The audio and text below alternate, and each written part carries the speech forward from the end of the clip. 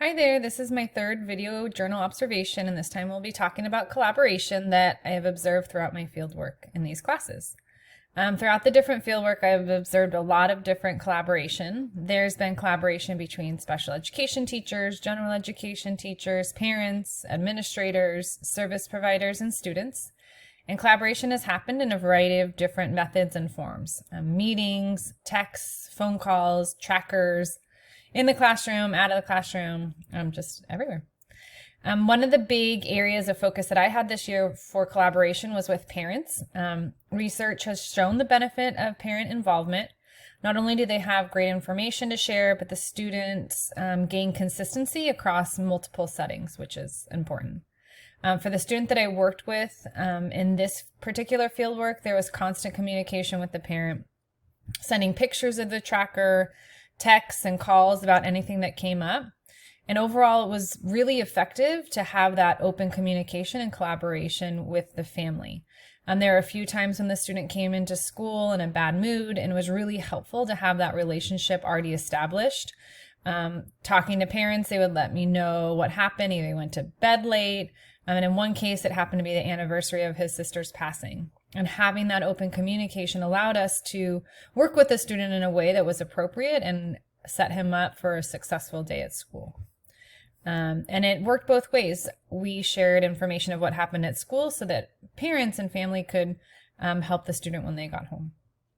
Another place where a lot of collaboration took place was in bi-monthly meetings held between the grade level teachers and the education specialists.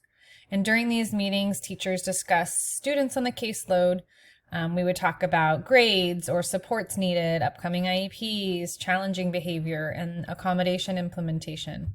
And it was during one of these meetings that the student who I used for the fieldwork assignment came up. And this was not the first time we had talked about helping the student stay on task and complete work. Earlier in the year, we'd come up with the tracking system where teachers filled out at the end of each class the percentage of work that the student completed. The student also collaborated on this system. He chose the color of the paper and the reinforcements he wanted to earn. And mom participated as well. She received the tracker, and if she needed help, then, or if he didn't finish his work, she could help us at home and work through it that way. And the system worked for a good part of the year, but then it started losing its luster towards the end, and he wasn't giving the paper to the teachers, or losing it. So during one of our meetings, we discussed alternatives. With my knowledge of the evidence-based practice of self-management that we learned in this class, I figured this is something we could try since he had shown more maturity. We were thinking ready for something different. Collaboration also again happened with the student and the parent. The student played a big role in deciding reinforcements and implementing the evidence-based practice. And overall, I felt the collaboration was a huge success. Teachers and students and parents were all on the same page. The student felt successful in his classes at the end of the year. And so it was just overall effective collaboration.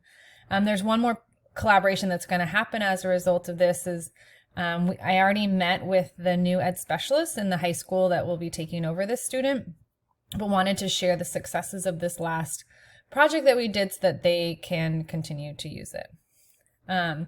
One area where I want to focus more next year in collaboration is with service providers. I did have 2 meetings a month with the OT, which was great, and it was on the calendar and it happened consistently, and I think that really helped. But with the speech therapist, there was no consistent schedule. Our schedules didn't match very well. She was working at different schools, and we met a few times, but it wasn't consistent. And I feel like that is an area of growth for next year because goals and interventions are shared. More consistency is needed in that area for collaboration. But overall, a lot of collaboration happened that I observed or that I participated in. And it was hugely effective. When it wasn't effective, it was just because the collaboration wasn't as consistent. Thank you very much.